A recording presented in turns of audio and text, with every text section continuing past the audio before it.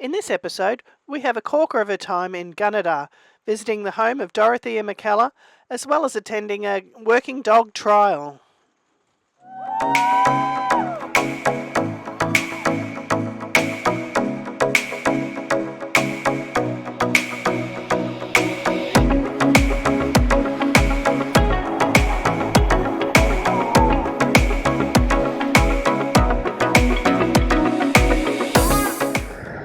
Love a sunburnt country, a land of sweeping plains, of rugged mountain ranges, of drought and flooding rains. I love her far horizons. I love her jewel sea, her beauty and her terror, the wide brown land for me. Currumbete Homestead and the outbuildings formed the centre of a 6,600-acre station, once owned by the McKellar family for almost 40 years. The family's primary residence was in Pittwater near Sydney, but they visited the station 25 kilometres out of Gunnedah frequently. It is believed that these poems by Dorothea McKellar are reflected strongly by her influence at Currumbete. When we visited Gunnedah, we found out that there was an open day at Currumbete Homestead. It was inspired by a 1930s garden party. There's something magical about stepping back in time and seeing how things were done in the past. We watched a gentleman with his 2 Percheron horses ploughing the field. He actually does this on his own 400-acre property. But if you don't want to tell me now, I guess I'll never know.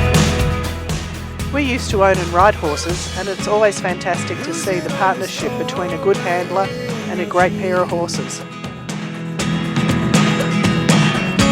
It's getting hard to talk to you, and I'm the only one who speaks. It's all the things you never showed.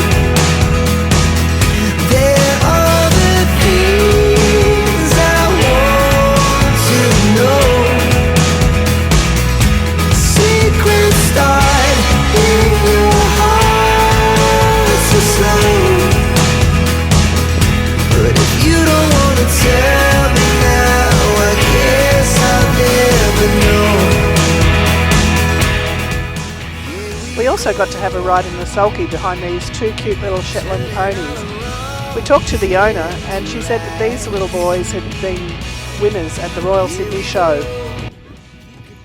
Those teddies are so cute. Here's a big one. The little one that's in the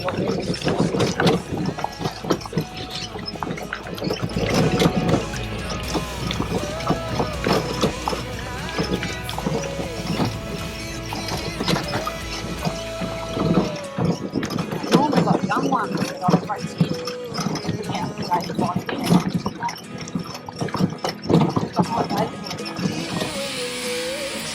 Next we enjoyed a shearing demonstration.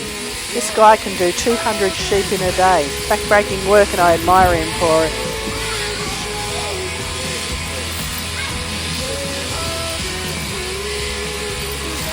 We were told the wool industry has taken a real hit since COVID.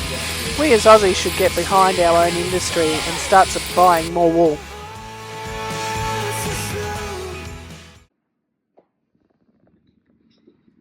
That would be in the tack room.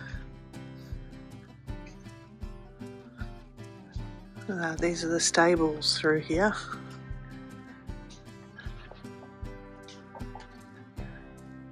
Chutes to feed the horses into the feed mangers.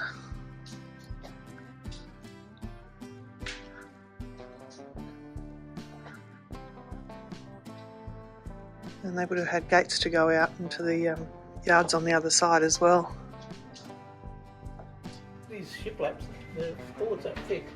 They've taken that edge off, beveled that off, and underneath, another one sitting underneath to lower it on, and it overlaps. So the 2 bevels interlock. There's just one board missing. That's bloody good. They probably cut them that way. This board.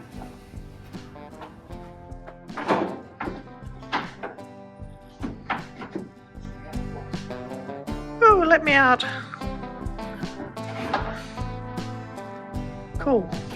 A little bit of sag on her these days, but hey, since the 1900s, it's over 100 years old.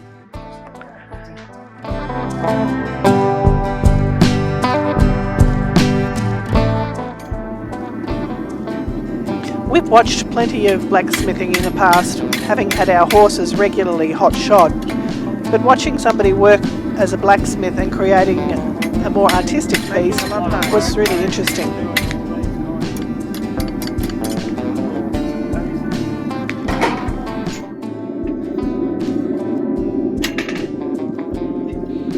The main problem he was having on this day was the cold weather. Because there was a very cold wind, as well as the anvil being cold, the metal was cooling down too quickly.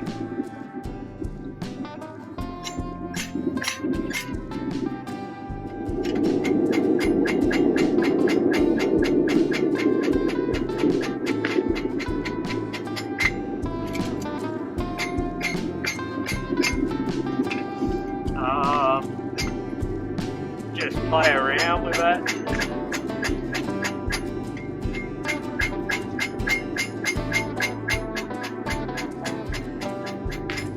We also talked with the lady who was doing the side saddle demonstration. This is her 19-year-old stock horse who her daughter now owns. She pulled him out of the paddock that day and he hadn't been ridden side saddle for a year.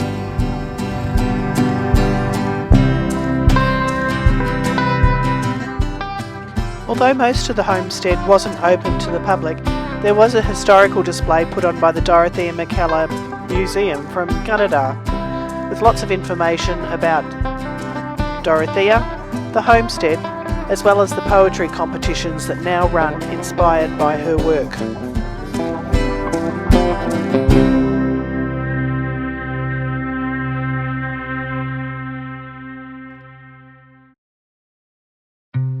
This silo has got to be one of our favourite silos that we've seen in our travels. It was completed in 2020 by Hisco, a Melbourne artist who has completed other works in regional towns. The chosen image on the silo contains two aspects, the picture of a 30-year-old Dorothea McKellar and the second verse of her iconic poem, My Country. It also features an early 20th century farming scene including draft horses dragging a hay wagon, an early sunshine harvester operating in the paddock, and an early version windmill. The silo is next to an old maize mill which is still operational, so you can't actually get right next to it, but you can park in the street adjacent and see through the fence and read the interpretive signs at the site. You can also head to Anzac Park and see the life-size statue of Dorothea McKellar riding side saddle astride her horse. Over the road from the statue is the Gunnedah Water Tower. It houses a memorial museum for those that were involved in the wars. On one side it depicts a memorial to the Vietnam War, and on the other side to a staff nurse, Annie Egan. She lost her life caring for soldiers at the quarantine station during the Spanish flu epidemic. During our stay in Gunnedah we stayed at the CMCA RV Park Campground. You have to be self-contained and it's a bargain price of $7 for 2 people for members or $15 for 2 people for non-members. Take a drive up to Porcupine Lookout and learn all about the Aboriginal history connected with the area. Hey honey, what do you think of the route that Apple Maps took us on? That was a weird path. We're 7 kilometres to a place where it was only 1 kilometre away. I think it's a bit odd. Thanks to the link from Wikicamps to Apple Maps. Wikicamps failed this one. Anyway, we're here. This is Pensioners Hill Lookout at Gunnedah, home of the Heritage Stone Sculptures.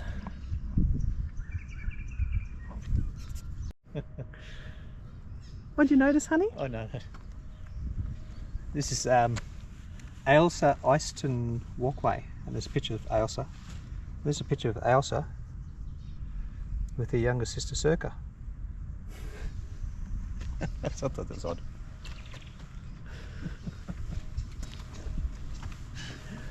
Grammar.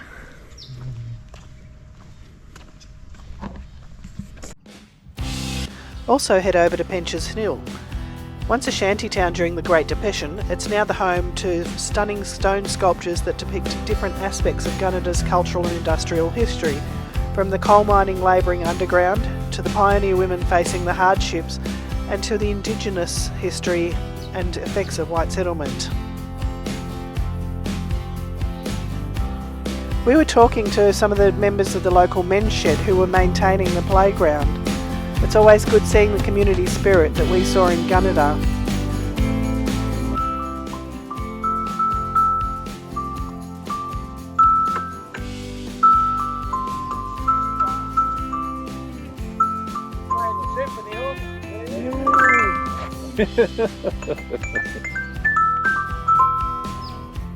Very cool.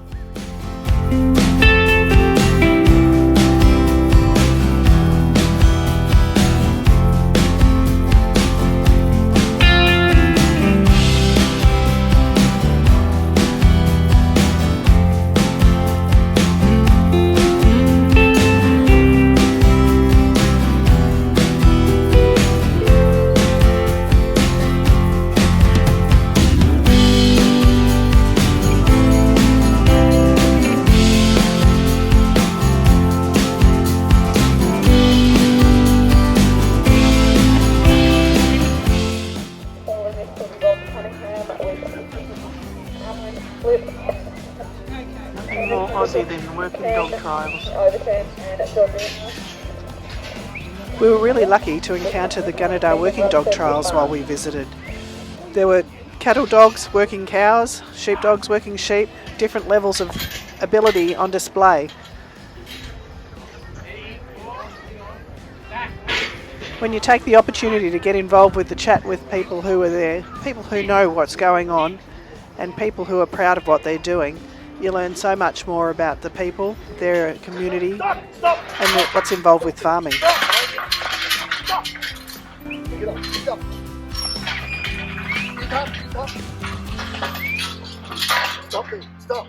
Stop.